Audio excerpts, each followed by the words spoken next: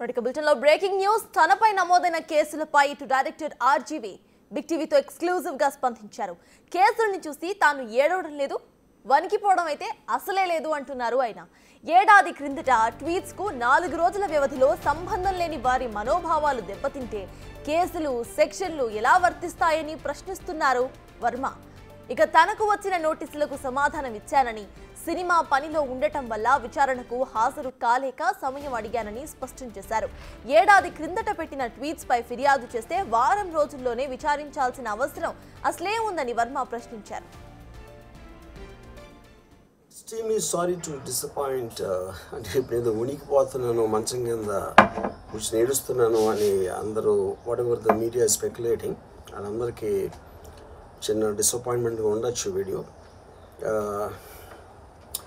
ఇక్కడ పాయింట్ ఏంటంటే, I just want explain the whole concept.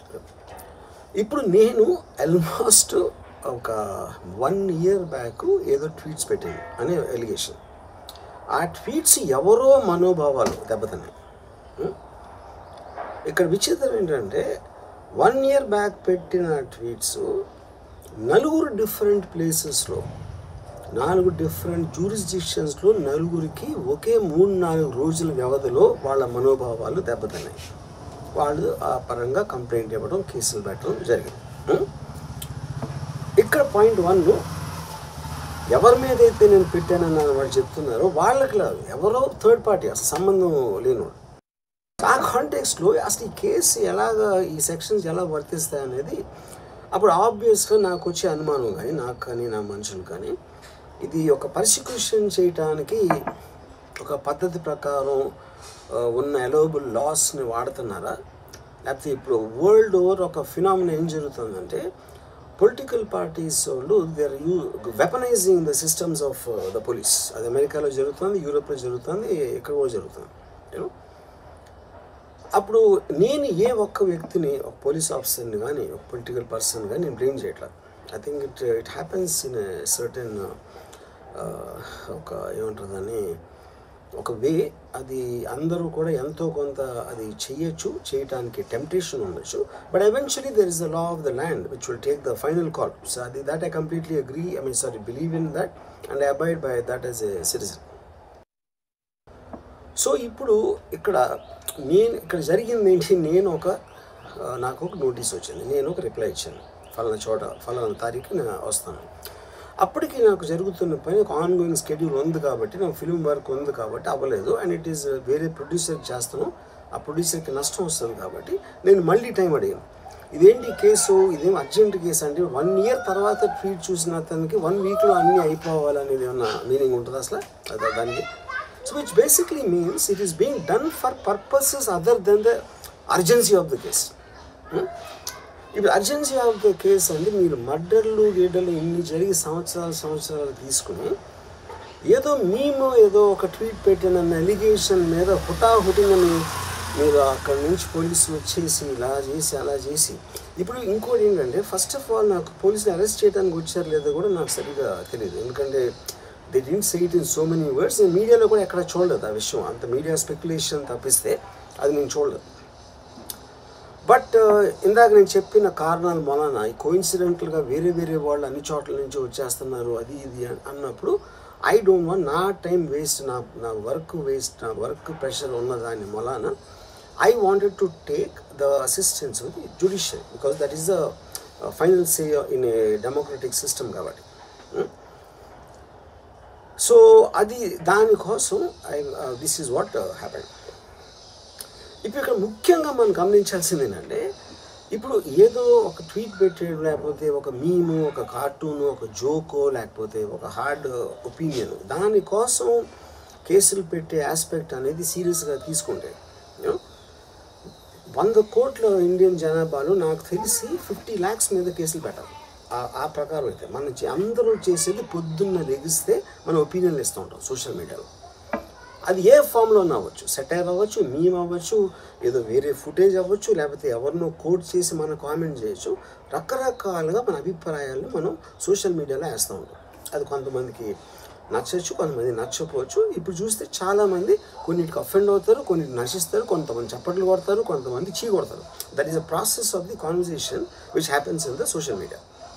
అలాగే నా మీద కూడా చాలా చాలా నీచంగా కామెంట్ చేస్తారు. కానీ దాని గురించి నేను ఎప్పుడు అనలేదు, because I know it is a part of the eco system of the social media. అది లేకపోతే సోషల్ మీడియాకి మీనింగ్ లేదు. ఫస్ట్ ఆఫ్ ఆల్ మీనింగ్ ఉండాలి అని మనం ఒకవేళ అనుకుంటే అప్పుడు దానికి పాలసీ చేయాలి. ఇప్పుడున్న ఎగ్జిస్టింగ్ థింగ్స్ సరిపోవు కాబట్టి ఏది చేయకూడదు, ఏది చెయ్యాలి అని ఖచ్చితమైన క్లారిటీతో వచ్చినప్పుడు అది ఆటోమేటిక్గా లా ఆఫ్ ద ల్యాండ్ అయిపోతుంది. Then it becomes easy for everyone. కానీ అది చేయటానికి ఫ్రీడమ్ ఆఫ్ స్పీచ్ కట్టేల్ చేయాలా, ఎక్స్ప్రెషన్ కట్టేల్ చేయాలా అనేది of course the experts have to decide and realise. దాని మీద ఎలాంటి రామిఫికేషన్స్, ఇప్పుడు దాని పేరు మీద చెప్పి ఫ్రీడమ్ ఆఫ్ ఎక్స్ప్రెషన్ కట్టేల్ చేస్తే that might have many more consequences which could be more dangerous than what they think it is now.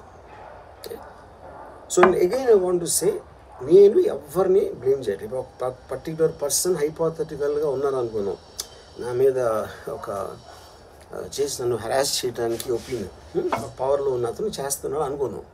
అంటే తప్పేంటి? ఇప్పుడు హెరాస్ చేసే పవర్ లేకపోతే పవర్లో రావడానికి ఎందుకు అసలు ఏదైనా చేయటానికి? So like wise social media అనే మాధ్యమం నా దగ్గర ఉంది కాబట్టి, నాకు ఎన్నో కొన్ని ఫాలోవర్స్ ఉన్నారు కాబట్టి వాళ్ళకి రీచ్ అవ్వడానికి నేను చేస్తాను, అలాగే వాళ్ళు చేస్తారు. కానీ నన్ను కానీ తన్ను కానీ అందరినీ ఫైనల్గా జడ్జ్ చేసేది judiciary. That is the whole point. మీకున్న ఒక నాన్ క్లారిటీ ప్రాసెస్లో వాట్ ఈజ్ టూ మచ్ అనేది ఎవరు చెప్తారు, ఎప్పుడు చెప్తారు, ఎలా చెప్తారో అది ఎక్కడ రాసి ఉంది. ఆ క్లారిటీ అది లేనప్పుడు ఆటోమేటిక్గా this will keep on happening, you know. So I కేసెడ్ ఇందాక ఒక మొత్తం social media almost 90% of them they will be liable for cases to be put. ఏంటంటే పొద్దున్న లేస్తే అందరూ చేసేది అదే, ఎవరో ఒకరిని తిట్టడం, ఎవరో ఒకరిని ఇది చేయడం, ఎవరో ఒకరి మీద ఒపీనియన్ ఇవ్వడం, ఎవరో ఒకళ్ళ పర్సనల్ లైఫ్లోకి వెళ్ళిపోవడం. అది తప్పిస్తే సోషల్ మీడియాలో ఇంకేం చేస్తారు అసలు? సో ఇప్పుడు వాళ్ళందరి మీద పెట్టాలి అంటే అక్కడ ఎలా అంత ఉంటుంది? ఇంకోటి దాని అర్జెన్సీ ఏంటి, దాని ఇంపార్టెన్స్ ఏంటి, ఎంత అంటే ఇప్పుడు మర్డర్ కేసులు, టెర్రరిజం కేసులు ఇలాంటి దానికి ఒక సీరియస్ క్రైమ్స్ ఉండాల్సిన పోలీసు సంవత్సరం క్రితం పెట్టిన ట్వీట్ కోసం అతను he didn't reply properly are he didn't reply అన్న ఒక్క దాని బేసిస్ మీద ఒంగోలు నుంచి పోలీసులు వచ్చేసి అది చేశారు అంటే I'm not able to understand the police priority ఏంటని. నేను పోలీసుని బ్లేమ్ చేయట్లేదు, I'm track with the system. I'm not talking about the particular police officers. Ongole police officer మాట్లాడలేదు. So is there a system in place for that? Priority of importance అనేది ఉంటుంది కదా ఎక్కడో చోట. అంటే 11 o'clock నేను ఎప్పి రావాలి, నేను 10 o'clock రిప్లై ఇస్తే 10:30కి వచ్చేస్తే which means they're already there. అంటే అన్ని పనులు వదిలేసి ట్వీట్ పెట్టిన వాళ్ళ మీద వస్తే I really don't understand the context honestly, you know. అందుకని ఇప్పుడు ఇది నాది క్వశ్చన్ కాదు. రామ్ గోపాలనో ఒకడు ఎవడో ఉన్నాడు ఆ ట్వీట్ పెట్టాడు, ఇంకోటి ఎవడో సబ్బారావు పెట్టాడు, అప్పారావు పెట్టాడు. సో దీని మూలాన రామ్ గోపాల్ మీద అప్పారావు సుబ్బారావు మీదకి వస్తే రేపు ఎంతమంది మీదకి వెళ్తారు? ఇది అందరి ప్రాబ్లం. సో అది నా పాయింట్. ఇప్పుడు ఒక చాలా ఫేమస్ లైన్ ఉంది సెకండ్ వరల్డ్ వార్ టైంలో, వెన్ హిట్లర్ ఆస్పెక్ట్స్లో first they came for someone, I thought it was someone else, then they came for somebody else, I thought it was somebody else, then they came for me. అంటే ఏంటి? Then they came for everyone. So that is what we need to actually, that is the main issue which is what I wanted to bring to your notice. అప్పుడు ఒక్క second నన్ను మర్చిపోతే social మీడియాలో tweets memes పెట్టినంత మాత్రాన ఎవరో ఒకళ్ళు ఏదో ఒక రోజు మేల్కొని 1 year తర్వాత నేను అప్పుడు చూశాను కానీ ఇప్పుడే చూశాను, అప్పుడు పెట్టాము, ఇప్పుడు నా మనోభావం దెబ్బతిందంటే అసలు దానికి అంత అనేది ఉంటుందా అలాంటి కేసులు పెట్టడానికి? ఓకే, బై లా కంప్లైంట్ వచ్చినప్పుడు కేసు తీసుకోవాలి, ఐ అండర్స్టాండ్. నాకు అంత మాత్రం లా పరిజ్ఞానం నాకు కూడా ఉంది. కానీ అది మీరు సీరియస్గా తీసుకుంటే, ఒక యూనిఫామ్ డిస్పారిటీ లేకుండా, డిస్క్రిమినేషన్ లేకుండా మీరు అందరినీ సీరియస్గా తీసుకుంటే ఒక అంటే మొత్తం సోషల్ మీడియా మొత్తం జైల్లో ఉంటుంది అట్లీస్ట్ 80 to 90%. ఎందుకంటే సోషల్ మీడియాకి వచ్చేదే దానికోసం, ఎవరైనా సరే వచ్చేది ఫైనల్గా. So basically I felt there is a need for me to tell concern people. ఇప్పుడు నేను పారిపోయానా, దాక్కుని ఏడుస్తున్నానా, భయపడి ఉనికిపోతున్నానా, వాట్ ఎవర్, అది okay, that's all fine. I know that is for entertainment at the end of the day. అలాంటి thumbnails లేకపోతే ఎవరు చూడరు కాబట్టి వాళ్ళ బతుకు తీరు కోసం అలాంటివి పెట్టుకుంటారు. I have no problem with that. Everybody wants to make a living. But on the larger picture I want to say this one thing lastly నేను చెప్పేది అంటే ఇది ఒక్కటే అందరూ అర్థం చేసుకోవాల్సింది, ఇది సోషల్ మీడియా ప్రాబ్లం, నా ఒక్క ప్రాబ్లం కాదు. That is what I will request every one to understand, including if at all ఎవరన్నా దీన్ని పని కట్టుకుని ఇది చేసే మనుషులు ఎవరన్నా ఉన్నా కూడా, ఉన్నారని నేను చెప్పట్లేదు, I don't jump the gun, but even for them I think fundamental importance is this point అనేది ఐ వాంటెడ్ టు. రైట్, విన్నారు కదా రామ్ గోపాల్ వర్మ అసలు ఏమన్నారో. ఇటు ఎప్పుడో 1 year క్రితం చేసిన ఒక ట్వీట్కి ఇప్పుడు మనోభావాలు దెబ్బతిన్నాయంటూ కేసు పెట్టడం, దానికి చకచక ఇటు పోలీసులు ఎందుకు యాక్షన్లోకి దిగుతున్నారు, నాకు ప్రెసెంట్ వర్క్స్ ఉన్నాయి అందుకే నేను హాజరు కావడం లేదు, అంతేకాని కేసెస్కు నేనేం వణికిపోవడం లేదు అంటూ కూడా ఆయన మాట్లాడారు. At the same time freedom of speech and expression గురించి కూడా ఆయన మాట్లాడారు. అయితే ఇదే అంశంపై ఇన్ డీటెయిల్గా మనతో మాట్లాడడానికి we have our input editor Pavan with us. Pavan చెప్పండి, మనం చూస్తే ఇందాక ఆయన మాట్లాడుతూ కూడా freedom of speech and expression గురించి మాట్లాడారు. At the same time trolls చేయడం లేకపోతే ఇట్లా మీమ్స్ పెట్టడం చాలా కామన్ అయిపోయింది. కేసు పెట్టాలి అనుకుంటే ఉన్న భారతీయుల్లో సగం మంది మీద కేసులు ఉంటే మరి నా మీదే ఎందుకు అని కూడా ఆయన క్వశ్చన్ చేశారు. వీటిని ఎలా చూడాలి అండ్ ఈ 2 weeks గడువు ఏదైతే ఆయన కోరారు దాని గురించిన అప్డేట్ ఏంటి? సర్తాజ్ వాస్తవానికి మద్దిపాడు పోలీస్ స్టేషన్లో రామలింగయ్య అనే వ్యక్తి ఇటీవల రామ్ గోపాల్ వర్మ ట్వీట్లకు సంబంధించి ఆయన ఒక ఫిర్యాదు చేశారు. రామ్ గోపాల్ వర్మ అటు చంద్రబాబు నాయుడు, పవన్ కళ్యాణ్ ఇంకా ఇతరుల ఒక చిత్రాలను మార్పు చేసి వాళ్ళని కించపరిచేటట్టుగా ఆయన చేశారు. కాబట్టి ఆయన పైన కేసు నమోదు చేయాలంటూ ఇచ్చిన ఫిర్యాదును తీసుకున్న పోలీసులు రామ్ గోపాల్ వర్మ పైన కేసు నమోదు చేశారు. రామ్ గోపాల్ వర్మకు నోటీసులు కూడా జారీ చేశారు. అయితే నిన్న అటు మద్దిపాడు పోలీసులు రామ్ గోపాల్ వర్మ కార్యాలయానికి వచ్చారు. మరి కాసేపట్లోనే ఆయన అరెస్ట్ చేశారు. లేకపోతే రామ్ గోపాల్ వర్మ అజ్ఞాతంలోకి వెళ్ళిపోయాడు అంటూ పెద్ద ఎత్తున చర్చ జరుగుతున్న సమయంలో రామ్ గోపాల్ వర్మ ఒక వీడియో రిలీజ్ చేశారు. అందులో జరుగుతున్న పరిణామాలను ఆయన ప్రశ్నిస్తూ ఒక కొత్త చర్చకు దారితీశారు. వాస్తవానికి భారతదేశ జనాభా 100 కోట్ల మందిలో సగం మందికి పైగా సోషల్ మీడియాను వాడుతున్నారు.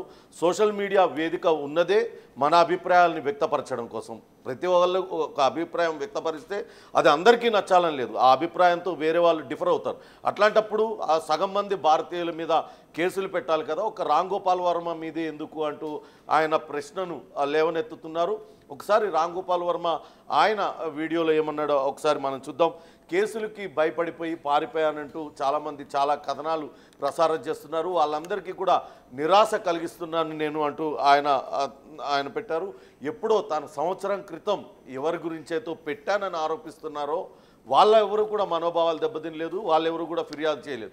వాళ్ళ మనోభావాలు దెబ్బతిన్నాయని వేరే వ్యక్తులు ఎవరో వెళ్ళి వాళ్ళ మనోభావాలు దెబ్బతిన్నాయంటూ పోలీస్ స్టేషన్లో కేసు పెట్టడం, దానిపైన కేసు నమోదు చేసి పోలీసులు తన పైన కేసులు నమోదు చేయడం. అసలు ఆ సంబంధం లేని వ్యక్తులు పెట్టిన ఏదైతే ఫిర్యాదు ఎవరైతే ఫిర్యాదు చేశారో దాని ఫిర్యాదును ఎలా తీసుకున్నారు, అసలు ఈ సెక్షన్లన్నీ కూడా ఆ వ్యక్తులకు సంబంధం లేకుండా పెట్టిన కేసుకి ఎట్లా వర్తిస్తాయంటూ కూడా ఆయన ప్రశ్నిస్తున్నారు.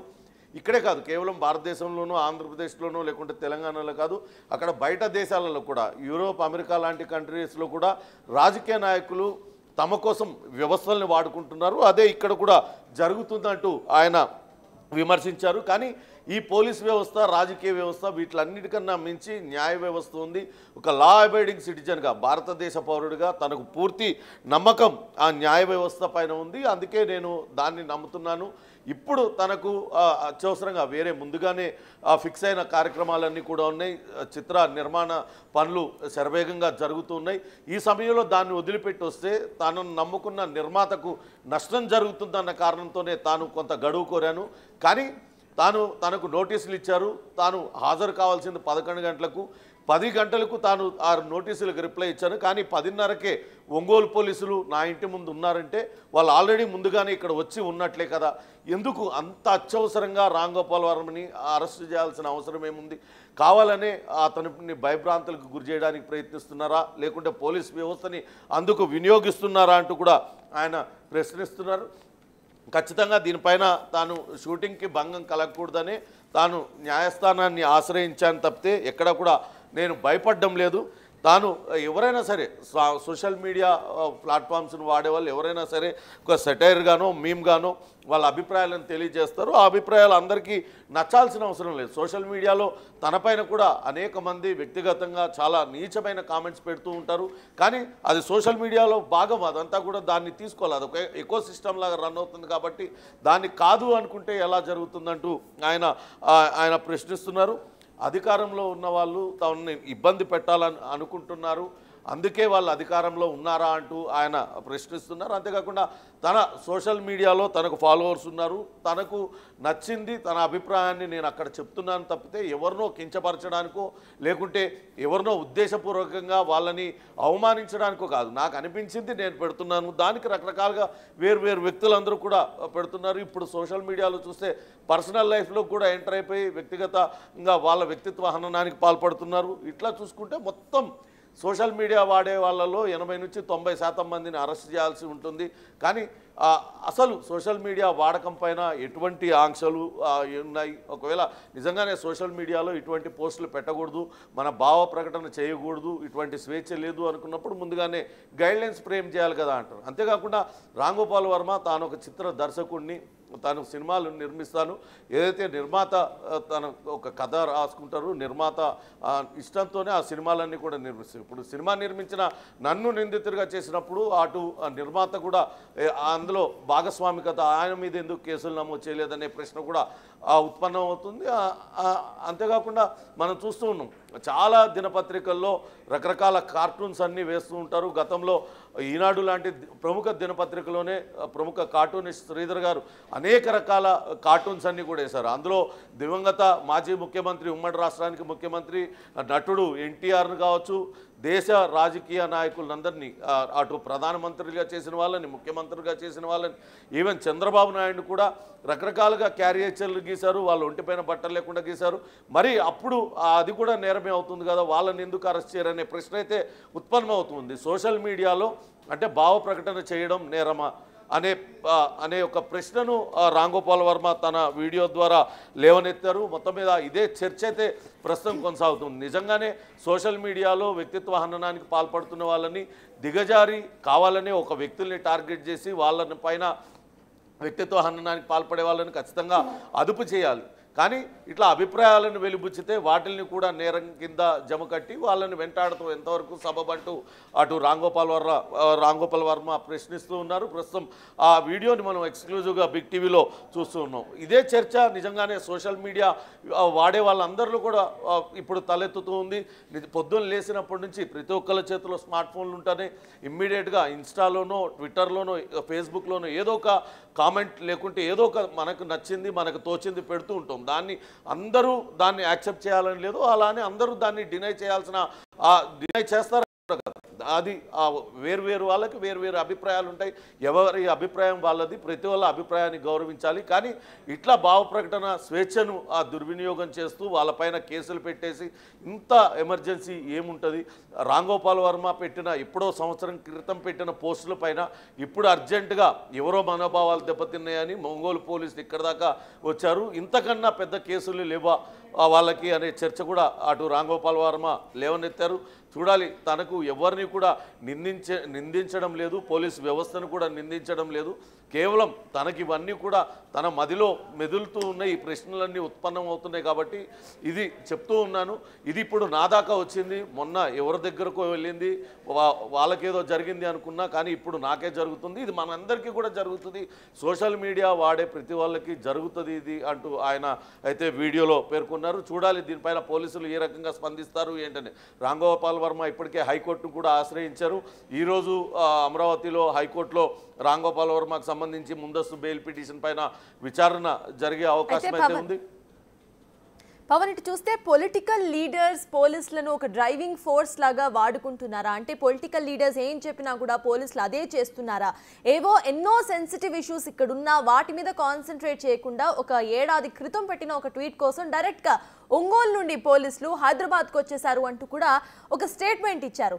ఈ స్టేట్మెంట్ని మనం ఎలా చూడాలంటారు? ఖచ్చితంగా రాంగోపాల్ వర్మని కన్నా పెద్ద కేసులు అటు ఆంధ్రప్రదేశ్ పోలీసుల దగ్గర లేవా. కేవలం ఎప్పుడో సంవత్సరం క్రితం తాను ఒక ట్వీట్ చేశాను. ఒక సినీ నిర్మాణంలో భాగంగా, ఆ సినిమా ప్రమోషన్స్లో భాగంగా, ఆ సినిమాలో ఉన్న క్యారెక్టర్స్ని కావచ్చు, ఆ సినిమాలో ఉన్న పాత్రధారులకు సంబంధించి కొన్ని ట్వీట్స్ చేశాను. దానికి సంబంధించి ఎవరిపైనైతే తాను పెట్టానని చెప్తున్నారో వాళ్ళెవరూ కూడా ఇంతవరకు స్పందించలేదు. కానీ వేరెవరో వేరు చోట్ల 4 చోట్ల ఒకేసారి తమ మనోభావాలు దెబ్బతిన్నాయంటూ వాళ్ళందరూ కూడా ఫిర్యాదులు చేయడం, వెంటనే వాటిని కేసులు నమోదు చేసి అర్జెంటుగా తనకు నోటీసులు జారీ చేసి తనను అరెస్ట్ చేయడానికి అక్కడి నుంచి వచ్చేయడం, ఇదంతా కూడా ఎందుకు జరుగుతుంది? వ్యవస్థ అనేది వ్యవస్థలాగానే నడవాలి. కానీ అటు రాజకీయ నాయకుల చేతుల్లో పావులుగా కేవలం కక్షపూరిత చర్యలకు వీళ్ళందరినీ కూడా పోలీసుల్ని వాడుకుంటున్నారు. ఇది కేవలం ఆంధ్రప్రదేశ్ తెలంగాణ కాదు, మొత్తం ఇతర రాష్ట్రాలలో కూడా రాజకీయ నాయకులు పోలీసు వ్యవస్థలను అలానే వాడుకుంటున్నారు. కానీ వీటిలన్నిటికీ మించి న్యాయ వ్యవస్థ ఒకటి ఉంటుంది. ఆ వ్యవస్థ పైన తనకు పూర్తి నమ్మకం ఉంది.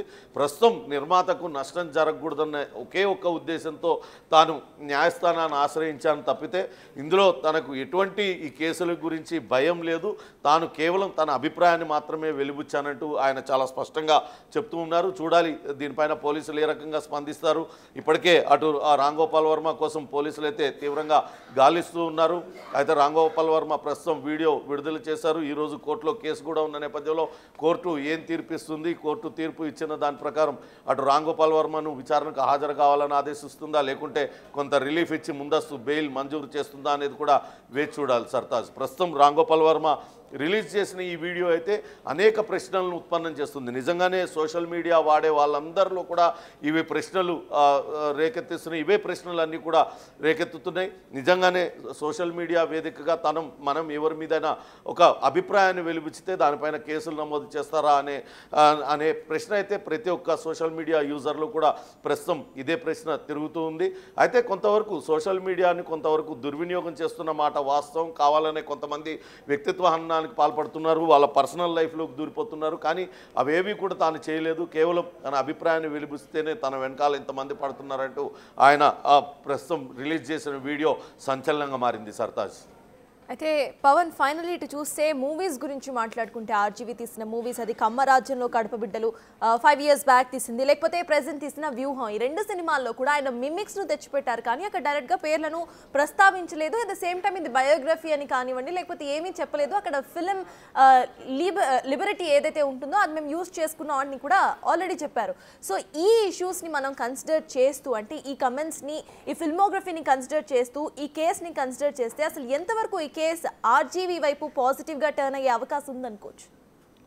ఖచ్చితంగా రాంగోపాల్ వర్మ తీసిన కొన్ని సినిమాలు వివాదాస్పదమయ్యాయి. ఇటీవల ఆయన వరుసగా నిజ జీవితంలో పోలిన పాత్రధారులను తీసుకొచ్చి అనేక సినిమాలను నిర్మించారు. అటు ఆంధ్రప్రదేశ్లో రాజకీయ నాయకులకు సంబంధించి వాళ్ళను పోలినట్టు ఉండే పాత్రధారులను తీసుకొచ్చి వాళ్ళతో సినిమాలు తీయడం అనేది కొంత వివాదాస్పదమైంది. ఇందులో ఇప్పుడు ఈ కేసు కూడా గతంలో ఎప్పుడైతే 1 year బ్యాక్ వ్యూహం అనే సినిమాలో, ఆ సినిమా ప్రచారంలో భాగంగా చేసిన కొన్ని పోస్టులకు సంబంధించి ఈ కేసు కూడా నమోదైంది. ఆ వ్యూహం సినిమాలో ప్రస్తుతం అక్కడ మంత్రివర్గంలో ఉన్న వ్యక్తులకు సంబంధించి వాళ్ళను పోలినట్టుండే పాత్రధారులను పెట్టడం, వాళ్ళకు సంబంధించి కొంతవరకు చిత్రీకరించడం, నెగిటివ్గా చిత్రీకరించడం, ఇవన్నీ కూడా ఒక పొలిటికల్ పార్టీకి తీవ్ర ఆగ్రహాన్ని కలిగించాయి. ఇటీవల వాళ్ళు కేసు ఆ పార్టీకి సంబంధించిన అభిమానులు, ఆ పార్టీ మండల ప్రధాన కార్యదర్శి మద్దిపాడు మండల ప్రధాన కార్యదర్శి రామలింగయ్య ఫిర్యాదు చేయడంతో పోలీసులు అయితే ఫిర్యాదు తీసుకున్నారు. దానిపైన కేసు నమోదు చేశారు.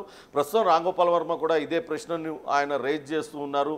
తాను ఒక సినిమా దర్శకుడిని, తన దగ్గరికి నిర్మాతలు వస్తారు, పలానా సినిమా తీయాలని చెప్తారు, అదంతా కూడా క్రియేటివ్ వర్క్, దాన్ని నేను సినిమా తీస్తాను, కేవలం నన్నొక్కడిని బాధ్యునిగా చేస్తే ఎట్లా, నిర్మాత కూడా దానిలో సమానంగా బాధ్యుడే అవుతాడు కదా. అలానే గతంలో న్యూస్ పేపర్లో సంబంధించి అనేక ఆర్టికల్స్ వచ్చాయి.